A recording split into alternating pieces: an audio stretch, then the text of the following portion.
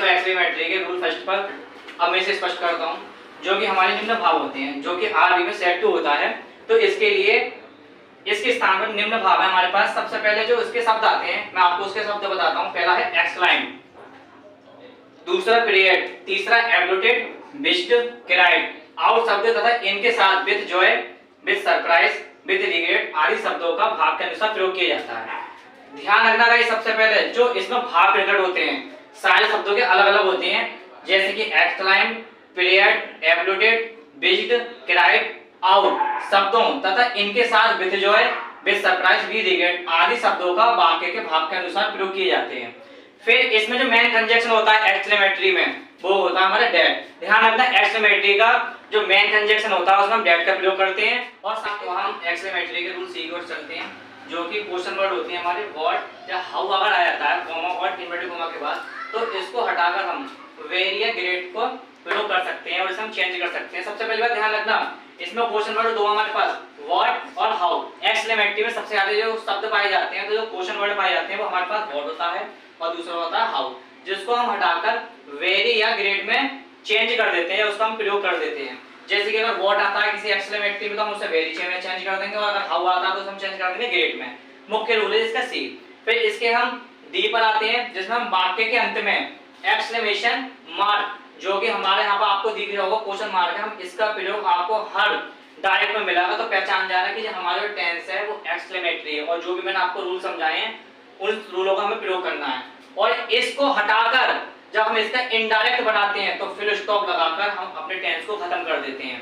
अब ध्यान रखना गाइस, अब मैं आपको एक एक करके इसके इनडायरेक्ट को समझाइए। तो हम एक्सक्लेमेटरी जो हमने अभी शब्द पढ़े थे, जिसमें दो शब्द हमारे थे हुर्रा और अलास, और इसके आगे विस्मोदक चिन्ह, तो ये प्रेजेंट कर रहा है कि हमारी जो टेंस है वो एक्सक्लेमेटरी शब्द तुम्हें इन टेंसों के अंदर मिलेंगे। तो क्या करना है, हर शब्द के बाद जो सेट टू होता है उसे हम चेंज कर देंगे एक्सक्लाइम। जैसे मान लीजिए हुर्रा है तो उसे एक्सक्लाइम और उसे विद लगाकर इसमें चेंज कर देंगे हम जॉय में। फिर आता है अलास, इससे पहले हम एक्सक्लाइम लिखेंगे और फिर उसके बाद इसे चेंज करने के लिए विद और फिर अलास को चेंज कर दिया हमने सोरो में। इसी प्रकार दोनों हमारे शब्द चेंज हो गए, पहला वो हुर्रा का एक्सक्लाइम विद जॉय और जो दूसरा चेंज हो वो एक्सक्लाइम विद सोरो। अब आइए चलिए इसके इनडायरेक्ट और आगे बढ़ते हैं।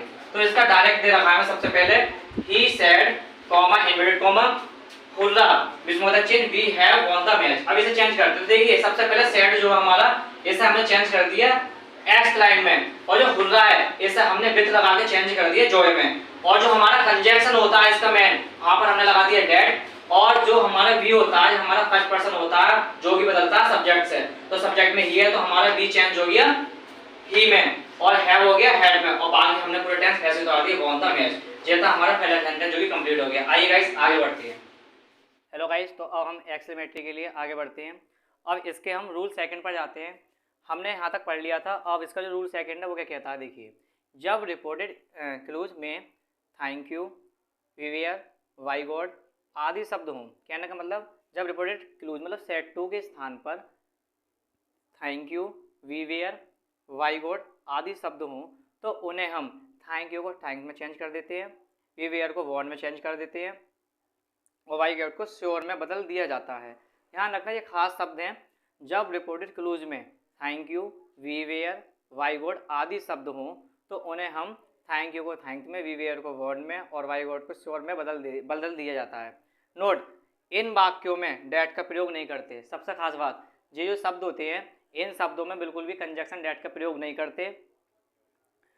फिर आगे जैसे कि मान लीजिए पहला इनडायरेक्ट मैं यहाँ पर बनाता हूँ अपना, डायरेक्ट दे रखा है he said to me comma inverted comma thank you for your help. तो हमारे जो थैंक यू दे रखा है पहले ही थैंक यू को हमें चेंज कर देंगे थैंक में। तो आगे चलते हैं, तो सेड टू के स्थान पर मैंने थैंक यू को चेंज कर दिया थैंक्ड में, और जहाँ से हमारा थैंक यू क्या हो गया कैंसिल। उसके बाद मी के बाद जो आर एस है फॉर, और योर को हम चेंज करेंगे ऑब्जेक्ट से, मी से तो उसको हो जाएगा माई हेल्प। तो आपको मैं उम्मीद करता हूँ कि जब रूल सेकंड समझ में आ गया होगा। आइए नेक्स्ट रूल पर चलते हैं। तो अब एक्सक्लेमेटरी के अंतिम रूल पर हैं हम, रूल 3। इसमें रिपोर्टेड जो क्लूज होती है उसमें सर या मैडम आता है, तो उसके आने पर हम उसे सम्मानपूर्वक रिपोर्टिंग वर्ब को जो हम चेंज करते हैं वो रिस्पेक्टफुली या विथ रिस्पेक्ट का प्रयोग करके यूज करते हैं। कहने का मतलब एक्सक्लेमेटरी में अगर रिपोर्टेड क्लूज में अगर सर या मैडम शब्द आ जाए आर एस में, तो इसे हम जो चेंज कर देते हैं वो रिस्पेक्टफुली या विद रिस्पेक्टफुली में चेंज कर देते हैं। ये आपको ध्यान रखना है, क्योंकि ये दोनों नाम हमारे रिस्पेक्ट के होते हैं, गुरु के नाम होते हैं, इसलिए हम इनके लिए क्या लगा देते हैं, रिस्पेक्टफुली लगा देते हैं रिपोर्टिंग वर्ब में। जैसे कि मैंने इसका एक इनडायरेक्ट बना रखा है, the employee said to the manager thank you sir. इसमें शब्द आ गया सर, आपको वाइज दिख रहा होगा यहाँ पर क्या आ गया शब्द सर। तो सबसे पहले एक रूल तो हमारे पहले ही थैंक यू को इसमें चेंज कर देंगे थैंक्ड में, तो सबसे पहले मैंने थैंक यू को चेंज कर दिया थैंक्ड में, और सेड टू के स्थान पर लगा दी रिस्पेक्टफुली, कहने का मतलब the employee said to the manager.